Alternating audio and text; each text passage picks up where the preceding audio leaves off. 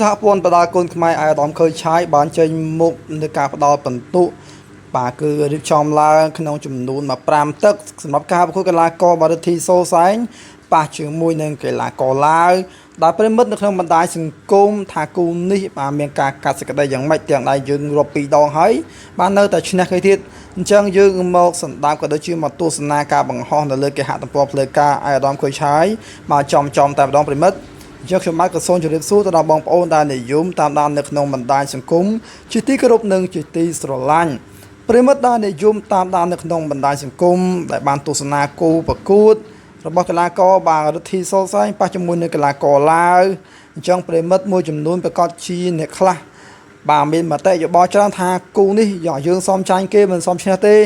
ហើយតែបើយើងរាប់ពីរដងហើយនៅតែយើងឈ្នះទៀតអញ្ចឹងយើងមកទស្សនាពីការដាក់បន្ទុកបង្ហោះចំពីអាយដាមខើឆាយតែម្ដងមកសម្រាប់ការដកស្រង់ក្នុងការប្រកួតចំនួន5ទឹកពេញ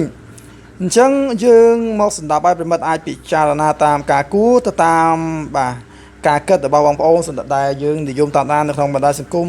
តាមដានគុណខ្មែរយូប៉ុណ្ណានេះអាចខមមិនតាមការគួរដោយក្រុមសិលធម៌ផងបាទ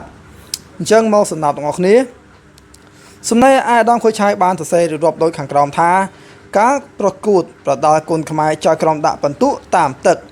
ពីទឹក1ដល់ទឹក5អ្នកឈ្នះបាន20បន្ទុកអ្នកចាញ់បាន19បន្ទុករាប់ម្ដងដក2បន្ទុករាប់2ដងបាទក្នុងទឹក1ដក3បន្ទុកអ្នកដែរបាទសរុបបន្ទុកមកច្រើនជាងគេនឹងអ្នកឈ្នះដូច្នេះក្នុងករណីប្រកួតនេះ1បាទក្រហមគឺខាងបាទកីឡាកររិទ្ធីសូសែងប្រិមិត្តណាក្រហម20មកទឹក1ខៀវ19ទឹកទី2ក្រហម20ខៀវ19ទឹកទី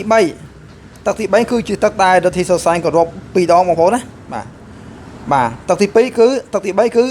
ក្រហម17បាទខៀវ20វិញអញ្ចឹង20វិញបាទហើយពេលទឹក4គឺក្រហម20ខៀវ19ទឹក5ទឹកចុងបញ្ចប់គឺក្រហម20ខៀវ19អញ្ចឹងសរុបមកគឺក្រហម97ទល់នឹងខៀវ96អញ្ចឹងក្រហមឈ្នះប្រិមិត្តណាហើយអាយដាមបានសរសេរបន្ថែមទៀតថាការដាក់បន្ទុកបាទបដាគុណខ្មែរគឺយោងទៅតាមបទបញ្ជាការប្រកួតបាទទើបនឹងបោះពុំផ្សាយមួយថ្ងៃបាទចុងឆ្នាំ2024ដោយអនុវត្តតាមបាទលក្ខណៈបាទតួលេខបាទនឹងអគ្គបាទលក្ខណៈតួលេខបាទនឹងអគ្គសនីយភាពបាទត្រឹមត្រូវនឹងមិនមានការដាក់បន្ទុកណាបាទមានការសន្មត់ទេហើយភាពច្បាស់លាស់អញ្ចឹងគឺចង់និយាយថាប្រិមិត្តណាការដាក់បន្ទុកគឺត្រឹមត្រូវមិនមែនដាក់បន្ទុកដោយការសន្មត់ទេហើយការសន្មត់គឺគ្មានភាពច្បាស់លាស់ចង់និយាយថាការសន្មត់របស់បាទយើងនៅសន្មត់ថាសមចាញ់សមឈ្នះគឺអត់ធម្មតាទេបាទនេះក៏ការដាក់បន្ទុកឲ្យគាត់បង្ហោះនេះគឺតាមក្របខ័ណ្ឌចំបងណាតាមការបញ្ជាក់របស់អាយដាមគឺបាទការរាប់បាទចំនួនម្ដងបាទគឺគេដក3បន្ទុកប្រិមិត្តណា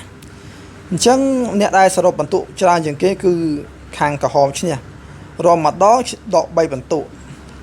អញ្ចឹងអាចថាបងប្អូនមានមតិយោបល់យ៉ាងម៉េចអាចខមមិនខាងក្រោមវីដេអូបានបងប្អូនណាហើយរឿងនេះគឺជារឿងកំពុងតែក្តៅកគុកខ្លាំងមែនទែនហើយបងប្អូនដែលនិយមតាមដាននៅក្នុងបណ្ដាញសង្គមដែលបានទស្សនាការប្រកួតរិទ្ធីសូសែងប្រិមិត្តបាទចង់មើលការប្រកួតប្រិមិត្តអាចសើចទៅឃើញបាទថ្មីក្តៅ